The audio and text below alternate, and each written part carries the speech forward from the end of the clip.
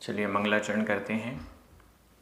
णमि ऊण जिणवरिंदे नर सुर भवनिंद वंदिये सिद्धे वोच्छामि भाव पाहुड़ मवसे से संजदे सिरसा। बोली श्री खजाराट मल्लीनाथ भगवान की जय। आचार्य श्री कुंद कुंद स्वामी की जय। आचार्य गुरुवर विद्यासागर समय सागर जी महाराज की जय। मुनि पुंगव श्री 108 सुधा सागर जी महाराज की जय। हम सभी बड़े ही सौभाग्यशाली हैं जो हमें आचार्य कुंद कुंद स्वामी के महान ग्रंथ अट्ठपाहुड़ के अध्ययन का अवसर मिल रहा है। 5वां भाव पाहुड़ चल रहा है। आचार्य कुंद कुंद स्वामी स्पष्ट रूप से अनेक उपाय या विधियों को स्पष्ट कर रहे हैं जिससे भावों की विशुद्धता प्रकट हो सके। मुनियों की दृष्टि से और कुछ श्रावकों की दृष्टि से भी ये सारे उपाय बहुत अनुकरणीय हैं। आज हम 2 गाथाओं का अध्ययन करेंगे। क्रमशः गाथा क्रमांक 112 और 113 दोनों गाथाएं बहुत महत्वपूर्ण हैं, तत्व चिंतन की ओर प्रेरित करने वाली हैं। चलिए प्रारंभ करते हैं। गाथा क्रमांक 112 उच्चारण। भावहि भावहि पढ़मं पढ़मं तच्चं तच्चं विदियं विदियं तदीयं तदीयं चौथ आधा थ चौथ पंचमयं पंचमयं तियरण तियरण शुद्धो आधा ध शुद्धो तियरण शुद्धो तियरण शुद्धो अप्पम आधा प पूरा प अप्पम अणायिणिहणम अणायिणिहणम तिवग्गहरम आधा ग पूरा गा तिवग्गहरम। भावहि पढ़मं तच्चं भावहि पढ़मं तच्चं विदियं तदीयं चौथ पंचमयं विदियं तदीयं चौथ पंचमयं तियरण शुद्धो अप्पम तियरण शुद्धो अप्पम अणायिणिहणं तिवग्गहरम अणायिणिहणं तिवग्गहरम। बड़ी अच्छी गाथा है, बहुत सिंपल है। सबसे पहला शब्द भावहि। हे मुनि महाराज, तुम भावहि भाओ भावना करो, चिंतन करो, मनन करो। भावहि भाओ मनन चिंतन करो। किसका मनन चिंतन करो? पढ़मं तच्चं पढ़मं पहला पढ़मं पहला तच्चं तत्व पढ़मं पहला तच्चं तत्व पहले तत्व को प्रथम तत्व को भावहि भाओ चिंतन करो, मनन करो। पहले तत्व को भाओ, पहले तत्व को चिंतन करो। तत्व किसे कहते हैं? 7 प्रकार के तत्व होते हैं। सबसे पहला है जीव। तत्व किसे कहते हैं? जो स्वभाव है, जीव की दृष्टि से यदि बात करें या अन्य तत्वों की दृष्टि से बात करें, जो स्वभाव है, जो स्वरूप है, उस स्वरूप को, स्वभाव को तत्व कहते हैं। अब तत्व के बारे में चिंतन करना है, मतलब जीव तत्व का चिंतन करना है तो जीव के स्वरूप का चिंतन करना है। जीव की पर्यायों का चिंतन नहीं करना है। तत्व चिंतन क्या होता है? तत्व की भावना करो, तत्व को भाओ, तो ये तत्व की भावना क्या होती है?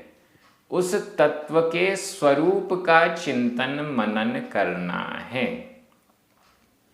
उसकी पर्यायों पे नहीं जाना, उसके अन्य अन्य बाहरी स्वरूप पे नहीं जाना, जो उसका मेन स्वरूप है उस पर फोकस होना चाहिए। जीव का क्या स्वरूप है?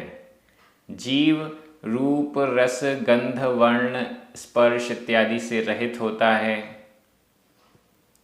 अनादिकाल से है, अनंत काल तक रहने वाला है, नित्य है, चेतना से युक्त है, ज्ञान और दर्शन सहित है, राग द्वेष से रहित है इत्यादि बहुत प्रकार से स्वरूप का चिंतन करना, ये तत्व का चिंतन कहलाता है। जीव तत्व का पढ़मम तच्चम, पहला तत्व। 7 तत्व में पढ़मम पहला तत्व, इस पहले तत्व को भावहि। फिर क्या करें? विदियम, दूसरे तत्व को भाव। फिर तदीयम, तीसरे तत्व को भाव, तीसरे तत्व का चिंतन करो। चौथ पंचमयम, चौथे तत्व का चिंतन करो।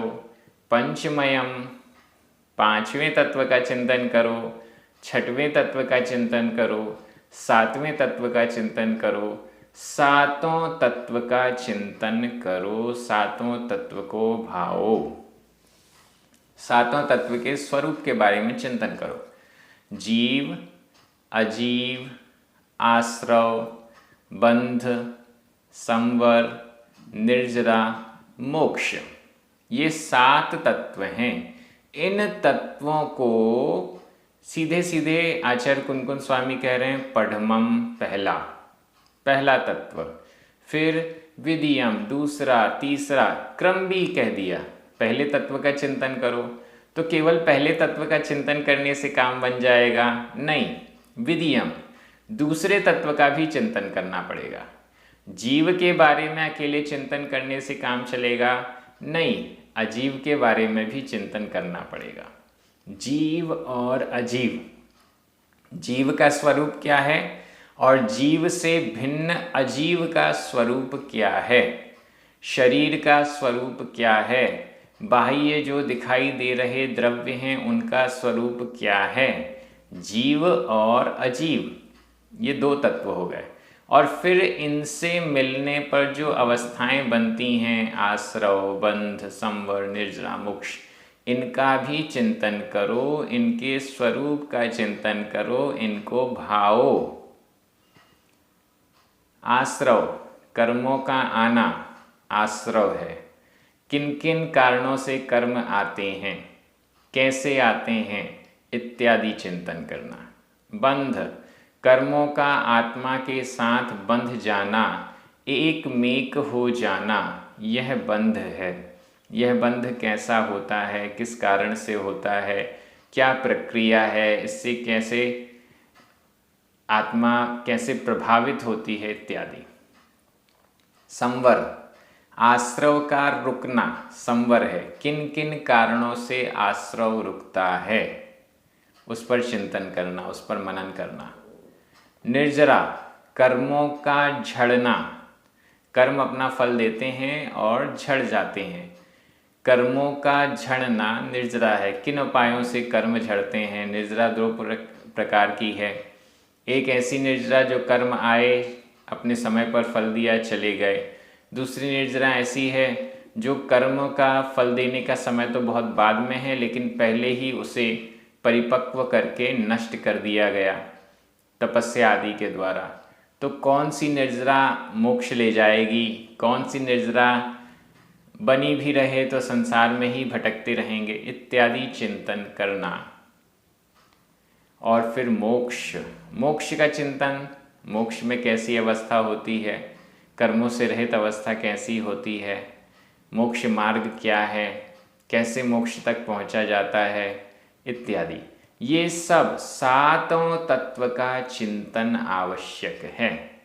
लेकिन पढ़मम, विदियम, तदीयम कहने से तात्पर्य पहले जीव तत्व का चिंतन, फिर अजीव तत्व का चिंतन, फिर आश्रव, फिर बंध, फिर संवर, निद्रा और मोक्ष तत्व का चिंतन क्रमशः करना चाहिए। बिना क्रम के भी कर सकते हैं, लेकिन चिंतन जरूरी है। कैसे? तियरण शुद्धो। ति तीन, यरण करण, तीन करण, शुद्धो शुद्ध, तीन करण से शुद्ध। चिंतन कैसे करना है? मन, वचन और काय, इन तीन करणों की शुद्धता के साथ। ये तीन करण शुद्ध होने चाहिए। मन शुद्ध होना चाहिए, वचन शुद्ध होने चाहिए, शरीर भी शुद्ध होना चाहिए। लोग ध्यान करने बैठते हैं, शुद्धता का ध्यान नहीं रखते। मन तो वैसे ही भटक रहा है, वचन में भी पता नहीं क्या चल रहा है, शरीर की शुद्धि तो है ही नहीं, शरीर की शुद्धि तो है ही नहीं। वस्त्र आदि पहने हुए हैं, अपने घर में एसी चालू किया हुआ है, आराम से सोफे पर बैठे हैं, ऐसे थोड़ी ध्यान होता है।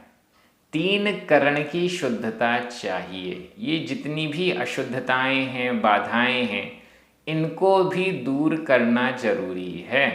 तब जाकर तत्व चिंतन होता है, तब जाकर भावना होती है।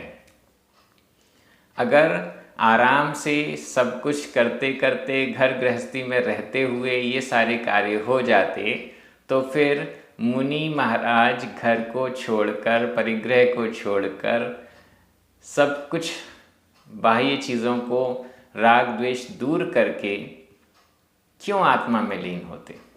इतनी क्यों मेहनत करनी पड़ती अगर घर गृहस्थी में रहते हुए ये सब हो जाता? तो ये पॉसिबल नहीं है। तियरण शुद्धो, तीन करणों की शुद्धता, मन वचन काय, इन तीनों करणों की शुद्धता आवश्यक है, अनिवार्य है। तियरण शुद्धो, जो तीन करण से शुद्ध है, ऐसे हे मुनिराज तुम इन तत्वों की भावना करो।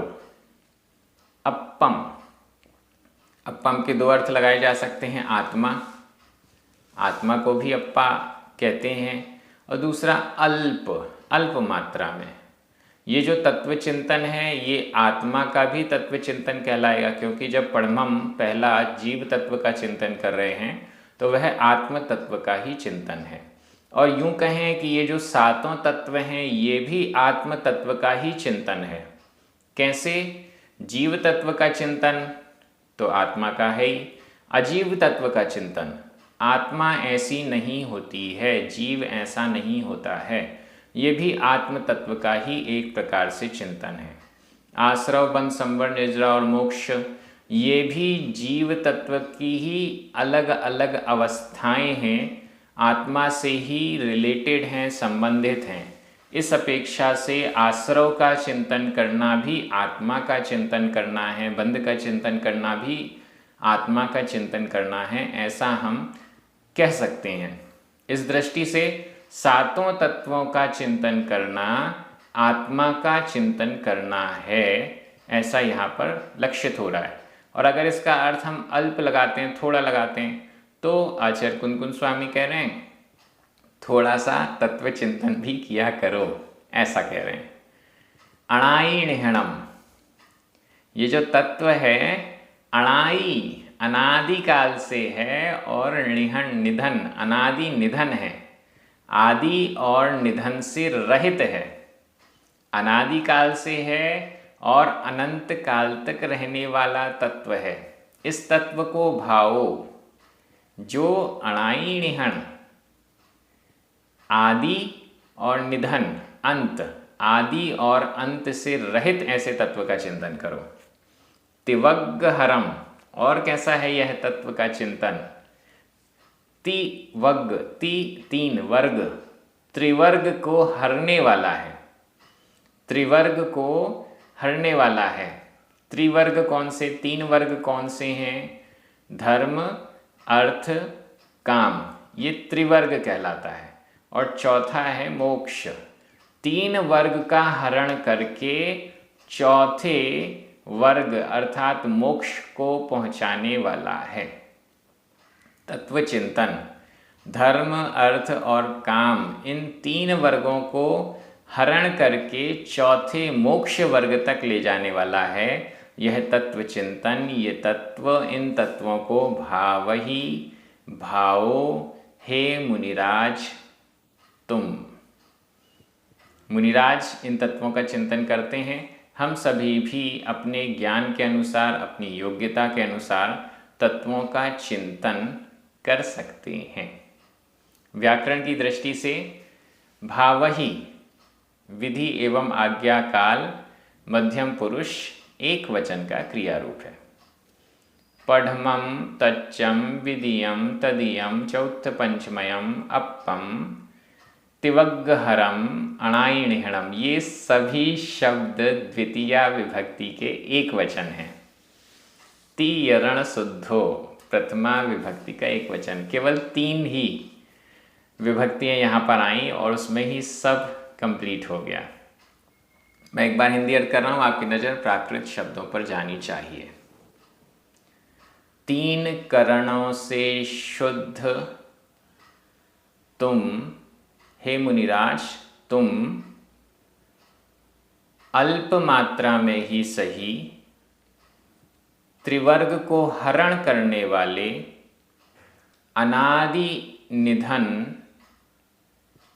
प्रथम, द्वितीय, तृतीय, चतुर्थ, पंचम आदि तत्व को भाओ। अब हम अगली गाथा में चलते हैं। अगली गाथा भी तत्व चिंतन को, उसकी आवश्यकता को, उसके महत्व को बताने वाली है। गाथा क्रमांक 113। उच्चारण जाव जाव ण भावई भावई तच्चम, आधा च पूरा च, तच्चम जाव ण चिंतेयी चिंतेयी चिंतनीयायिम चिंतनीयायिम ताव ताव ण पावई पावई जीवो जर मरण विवज्जियम, आधा ज पूरा जा, जर मरण विवज्जियम ठाणम ठाणम जावण भावई तच्चम जावण भावई तच्चम जावण चिंते चिंतनीयायिम जावण चिंते चिंतनीयायिम तावण पावई जीवो तावण पावई जीवो जर मरण विवज्जियम ठाणम जर मरण विवज्जियम ठाणम। सीधी सीधी गाथा है। जाव जब तक, नीचे लिखा है ताव तब तक। जब तक ऐसा नहीं करोगे तब तक यह नहीं मिलेगा। क्या नहीं मिलेगा वो देख लेते हैं। ताव तब तक, ण नहीं, पावई प्राप्त करता है, जीवो जीव, ताव तब तक, जीवो जीव, ण पावई नहीं प्राप्त करता है।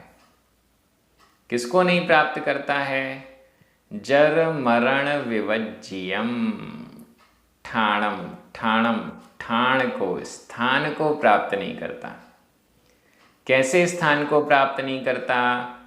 ठाणम का विशेषण जर मरण विवज्जियम, जर जरा बुढ़ापा, मरण विवज्जियम विवर्जित रहित, बुढ़ापा और मरण से विवर्जित ठाणम स्थान को नहीं प्राप्त करता है तब तक।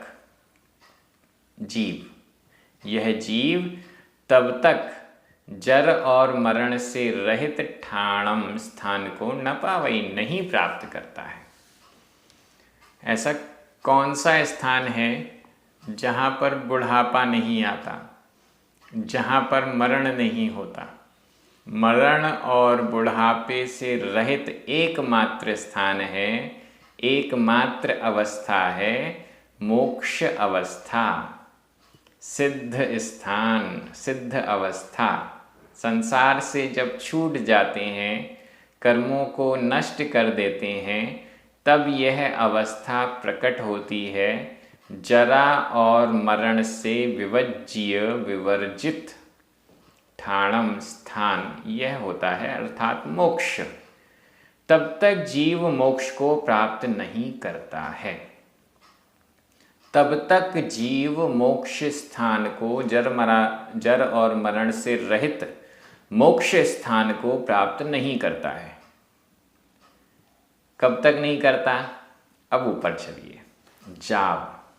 जब तक, जब तक, ण नहीं, भावई भाता है, जब तक नहीं भाता है, तच्चम तत्व को, जब तक जीव यहाँ पर करता है, जब तक जीव तच्चम न भावई, तत्व को नहीं भाता है। जाव जीवो तच्चम न भावई, जब तक जीव तत्व को नहीं भाता है, जब तक जीव तत्व का चिंतन नहीं करता है, तत्व का मनन नहीं करता है, तब तक जर और मरण से रहित स्थान अर्थात मोक्ष को न पावई, नहीं प्राप्त करता है।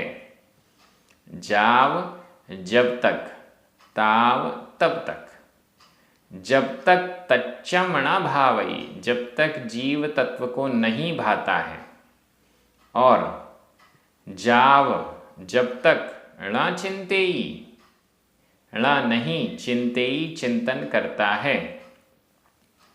जाव जब तक ण नहीं चिंतेई चिंतन करता है। किसका चिंतन करता है?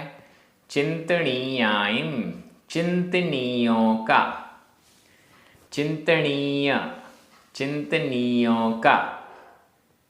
यहाँ चिंतनीयायम यह विधि कृदंत का प्रयोग है, इसमें नीय प्रत्यय लगा हुआ है। चिंतनीय, चिंतन के योग्य, चिंतन के योग्य पदार्थों का, तत्वों का जब तक चिंतन नहीं करता है और तत्व को जब तक भाता नहीं है, ताव तब तक जर मरण विवर्ज्यम ठाणम, जरा और मरण से विवर्जित स्थान अर्थात मोक्ष को न पावई, प्राप्त नहीं करता है। सिंपल सीधी सीधी सी गाथा है। जिसको जरा और मरण से रहित स्थान प्राप्त करना है तो वह तत्व का चिंतन करे। जिसको मोक्ष जाना है वह चिंतनीय तत्वों का चिंतन करे। हे मुनिराज, यदि आप चाहते हैं कि आप जरा और मरण से विवर्जित हो जाएं, तो आचार्य कुन स्वामी का ये उपदेश है। हम भी, गृहस्थ भी, यदि चाहते हैं जरा और मरण से दूर होना, तो इस चिंतन के प्रति हमें रुचि रखनी चाहिए। तत्व चिंतन के प्रति हमें रुचि रखनी चाहिए और धीरे धीरे यह तत्व चिंतन परिपक्व होता जाए, ऐसा प्रयास करना चाहिए। मुनि बनकर तत्व चिंतन में डूब जाना चाहिए, ऐसा आचार्य कुन स्वामी कह रहे हैं। बहुत अच्छी और सरल गाथा थी ये भी व्याकरण की दृष्टि से। जाव 2 बार और ताव, इसके अलावा ण, ये सभी अव्यय हैं। भावई, चिंतेई, पावई वर्तमान काल अन्य पुरुष एक वचन का क्रिया रूप है तीनों। तच्चम, जर मरण विवर्ज्यम, ठाणम, ये तीनों ही द्वितीया विभक्ति के एक वचन हैं। चिंतनीयायम द्वितीया विभक्ति का बहुवचन है, विधि कृदंत का प्रयोग है। जीवो प्रथमा विभक्ति का एक वचन है। मैं एक बार हिंदी अर्थ कर रहा हूँ, आपकी नज़र प्राकृत शब्दों पर जानी चाहिए। जब तक जीव तत्व को नहीं भाता है, जब तक चिंतनीयों को, चिंतन योग्य विषयों को चिंतन नहीं करता है, तब तक जरा और मरण से रहित स्थान को नहीं प्राप्त करता है। बड़ी सरल, बड़ी अच्छी, याद करने योग्य, हमेशा याद करने योग्य गाथाएं हमें इस ग्रंथ से मिल रही हैं। आचार्य कुन-कुन स्वामी का बड़ा उपकार है जो इतनी अच्छे जैन दर्शन के रहस्य को उन्होंने हमारे लिए प्रकट किया। जनवाणी स्तुति करें, 9 बार नमोकार मंत्र पढ़ें। सभी को जय जिनेंद्र।